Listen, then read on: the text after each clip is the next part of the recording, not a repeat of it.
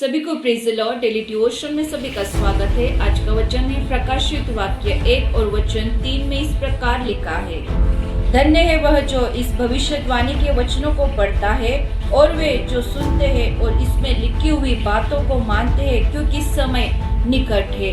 हमने कल पढ़ा यीशु मसीह ने शैतान को हराया है, धमकाया है केवल वचनों के द्वारा। यीशु मसीह ने शैतान को हराया है। यीशु मसीह ने शैतान को कहा कि लिखा है। यस प्रियो, लिखी हुई बातें हमारे लिए बहुत आशीष की बातें हैं। जैसे हम बाइबल में पढ़ते हैं, जब मूसा यहोवा परमेश्वर के साथ 40 दिन 40 रात तक बैठता था, तब यहोवा परमेश्वर ने मूसा को 10 आज्ञाएं दी, लिखी हुई 10 आज्ञाएं दी। हम पढ़ते हैं जो वाचा का संदूक था उसमें 10 आज्ञाएं लिखी हुई पाठी थी। हम पढ़ते हैं प्रभु के नबियों को प्रभु ने पवित्र आत्मा द्वारा कलीसियाओं को कुछ बातों को लिखने के लिए कहा है। हम प्रकाशित वाक्य की पुस्तक पढ़ते हैं, यूहन्ना को अपने सजा के दौरान पवित्र आत्मा ने कहा कि 7 कलीसिया है, 7 कलीसियाओं को पवित्र आत्मा के द्वारा तू लिख, और लिखी हुई बातें यहोवा परमेश्वर ने कलीसिया को यूहन्ना के द्वारा दी है। हालेलुया। तो आज पवित्र आत्मा हमें सिखा रहा है, हमारा मोबाइल पवित्र नहीं है, हमारा लैपटॉप पवित्र नहीं है, और सारी बहुत महंगी चीजें हमारे पास है जिसमें हम वचन को पढ़ते हैं। ध्यान में रखिए, ये सारी चीजें पवित्र नहीं है। तो पवित्र क्या है? तो ये लिखी हुई बातें, ये पवित्र बाइबल पवित्र है।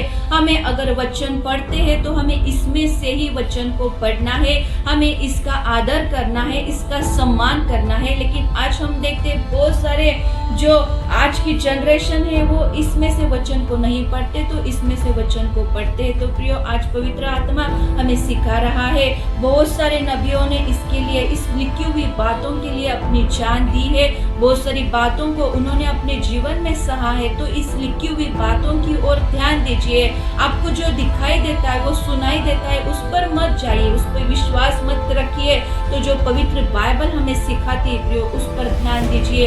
ये केवल एक धार्मिक पुस्तक नहीं है, तो ये पाप क्षमा देने वाली पुस्तक है। इसमें उद्धार है, इसमें स्वर्ग में जाने वाली बातों को लिखा है। तो आइए, आज पवित्र आत्मा जो हमें सिखा रहा है, यहोवा परमेश्वर ने शैतान को हराया है वचनों के द्वारा।